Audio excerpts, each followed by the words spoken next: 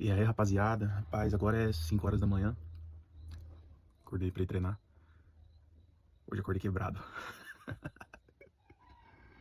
Nossa, tem dia que a gente acorda quebrado, tem dia que a gente acorda só o pó. Tomei um banho, quebrado.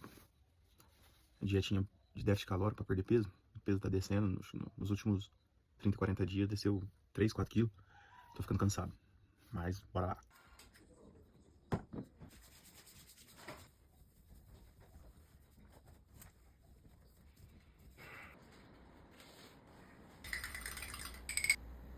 Bora treinar, né, rapaziada?